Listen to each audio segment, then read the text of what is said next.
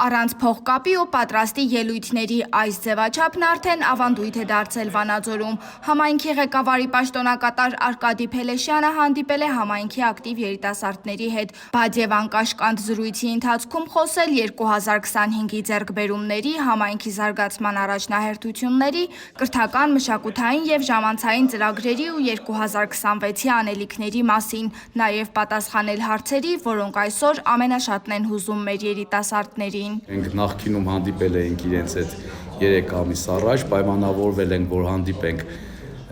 ամիսը 1 կամ 2 անգամ, որովհետև երիտասարդության կարծիքը մեզ համար շատ մեծ է, մենք ուզում ենք մեր համայնքը զարգանա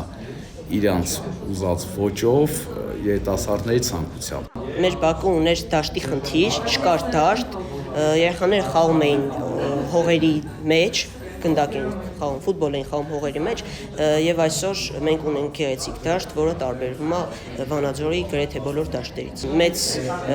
հույսեր ունեմ, որ մեր քաղաքը օրեցօր կզարգանա եւ վերանշված խնդիրները կվերացվեն։ Ոչ ֆորմալ մթնոլորտը նպաստում է բաց ու վստահելի երկխոսությանը։ Այստեղ բարձրաձայնվում են խնդիրներ, որոնց լուծումը հնարավոր է միայն համատեղ աշխատանքով, իսկ Լոֆթ Վանաձորը հարթակ է, որի միջոցով երիտասարդների ձայնը լսելի է դառնում։ Նմանատիպ միջոցառումները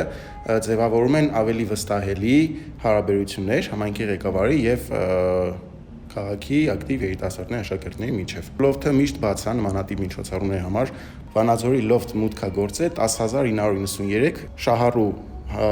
մասնակից հաճախորդ, որպես այդպեսին ունեցել ենք 239 միջոցառում, որից 56-ը հենց լոֆթը ինքնուրույն է կազմակերպել։ Առանց փողկապի ձևաչափով հանդիպումները Վանաձորում շարունակվելու են, որպես համայնք երիտասարդներ բովանդակային ու վստահելի երկխոսության օրինակ։ Նպատակը մեկն է՝ միասին ձևավորել զարգացող երիտասարդակենտրոն եւ ժամանակակից մարտահրավերներին դիմակայող համայնք։